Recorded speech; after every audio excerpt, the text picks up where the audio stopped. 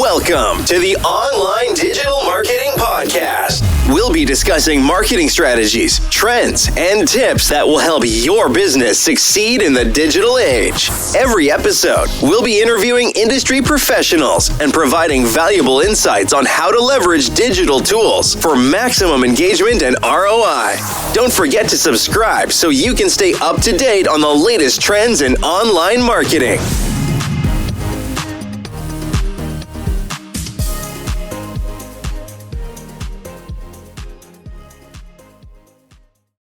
Ever feel like someone would have to be crazy to say no to a deal? Yeah. That's what we're diving into today. Crafting offers so good, they practically sell themselves. Okay. We're taking a deep dive into Alex Hormozi's $100 room offers to uncover the secrets behind his bold claim. It's not about convincing, it's about crafting irresistible propositions. Yeah. It's about understanding what truly drives value and removing any obstacle to a resounding yes. Now, Hormozi himself claims to have made more in a year than some big-shot CEOs combined, all thanks to his offer strategies. He's applied this across 4 different business models: service-based, e-commerce, software, even brick and mortar. That's a bold claim. It is. So is he a marketing genius, or is there something more to this? The diversity of his experience across those business models is interesting. It suggests that these principles he's identified might be surprisingly universal, applicable well beyond just one specific niche. Okay, so let's unpack his secret sauce. Okay. The book lays out this $100 offer formula. What's the gist of it, and how does it actually work? At its core, it dismantles the idea of convincing. Instead, it emphasizes making your product or service so good, so inherently valuable, that people naturally gravitate towards paying for it. Mm-hmm. It's about aligning your offer with a deep-seated need or desire. So it's not about tricking people into a purchase. It's about creating something they truly want. Precisely. And that's where the real magic happens. Okay. He argues that by genuinely solving a problem or fulfilling a need, price becomes less of a barrier and more of a reflection of the value being offered. That makes sense. It reminds me of those products or services I'm fiercely loyal to. It's rarely just about the price, right? It's about the value they bring to my life. Absolutely. Yeah. Think about a recent purchase where you felt like you got incredible value. Okay. What made that offer so compelling? What need or desire did it fulfill? Right. Often it's about more than just the product itself. It's about the feeling it evokes, the problem it solves, or the aspiration it speaks to. He calls this the value flip. Flipping the script on traditional price wars by reframing the entire conversation around value. Right. Instead of competing on price, you're highlighting the unique value proposition that justifies a higher price tag. And he takes it a step further with what he calls the trim and stack hack, a strategy for maximizing profit margins without compromising on perceived value. Okay, trim and stack hack sounds intriguing, but how does it actually work in practice? Can you give us an example?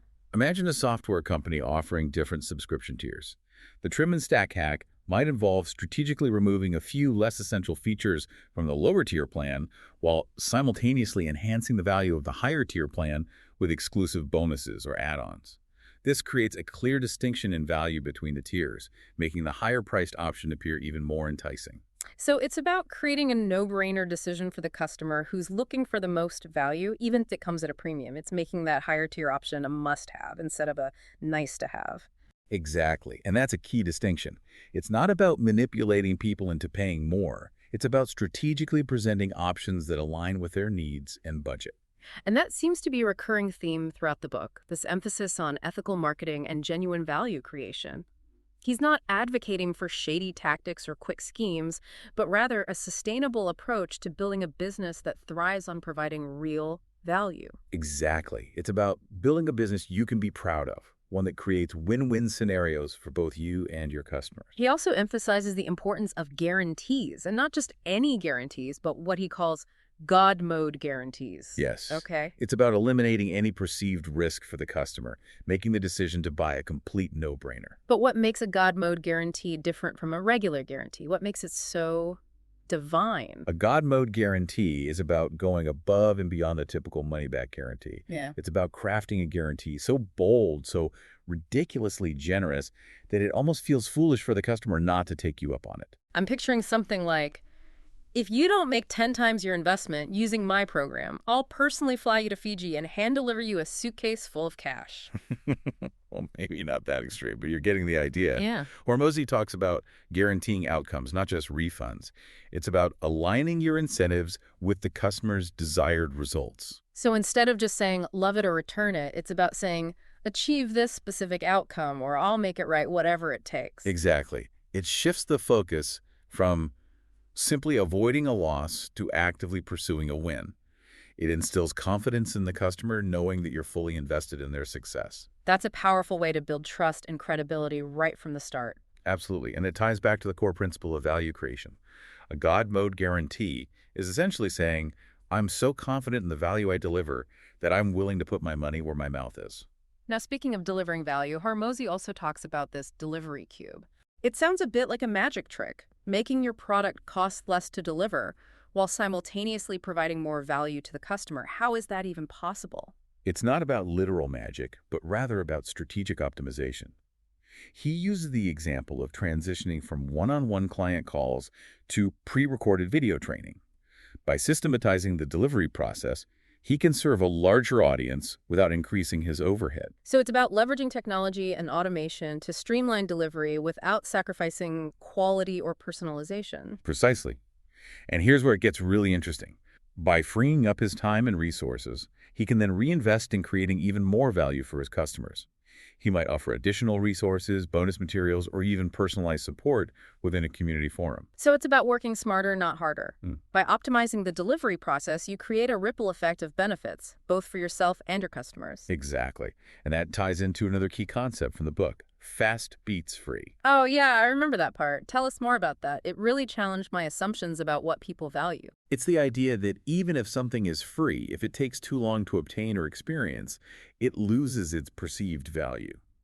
Imagine you have two options for achieving a desired outcome. One is a paid solution that delivers results in a week.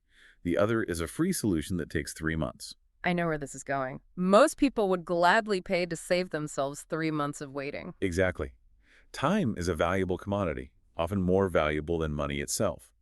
Hormozi argues that by emphasizing the speed at which your offer delivers results, you can actually increase its perceived value, even if the competition is offering something similar for free. It's like choosing between a scenic but slow route and a toll road that gets you there in half the time. Sometimes that speed is worth the price. And here's the key.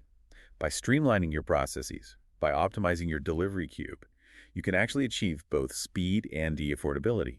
It's about finding that sweet spot where you're delivering exceptional value in a timely manner, making your offer incredibly compelling. It's about understanding the customer's desire for both instant gratification and tangible results. We live in a world of instant downloads and next-day delivery, so that emphasis on speed makes a lot of sense. It speaks to a fundamental human desire for efficiency. We want what we want, and we want it now. By tapping into that desire, you can create an offer that feels impossible to resist. And by delivering on that promise of speed and value, you create a loyal customer base that will gladly choose you over a slower, even if free, alternative. Exactly. It's about building a brand that's synonymous with speed, efficiency, and exceptional results. And that's a powerful position to be in. It's really interesting how he brings all these pieces together, the value, the speed, the guarantees. And I like how he doesn't shy away from talking about money either. Yeah, definitely. He's very open about it. It's refreshing. Yeah. He just comes right out and says it. Making loads of money breaks people's minds. I like how he talks about money, making it okay to want financial success and how it can actually give you the power to make a difference and create more freedom for yourself and others. Yeah, it's almost like he's saying, yes, making money is important and it's okay to admit that. But he also makes it clear that it's not just about, hoarding wealth. It's about aligning your financial goals with your values and using your success to make a positive impact. Absolutely. He challenges us to think bigger, to see money not just as the end goal, but as a tool for creating positive change. And that brings us back to aligning your offer with the values of your target audience. When your business has a clear why, a purpose beyond just profit, it's going to resonate more deeply with your ideal customers. Yeah, that authenticity shines through. People can spot a cash grab a mile away, but when they feel like you genuinely care about helping them solve their problems and make their lives better, they're much more likely to trust you and invest in what you have to offer. And he gives us a ton of actionable advice to help us do that. One thing I really appreciate is how Hormozi encourages us to constantly test and refine our offers. Like with his 10x to 110th test, he'll ask himself, if my customers paid me 10 times what they're paying, now what would I provide?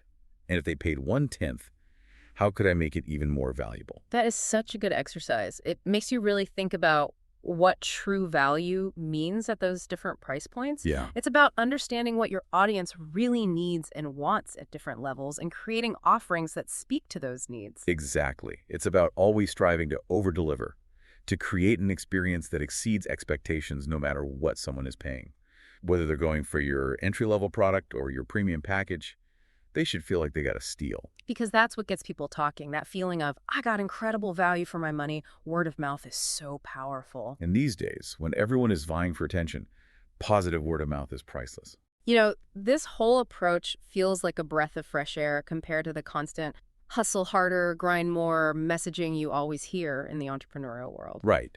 It feels more sustainable, more aligned with a long-term vision of success. It's not about burning yourself out, but about working smarter, creating something truly exceptional, and letting that value speak for itself. So for our listeners out there who are ready to put these principles into action, what's the one big takeaway you hope they walk away with from our deep dive into $100 offers?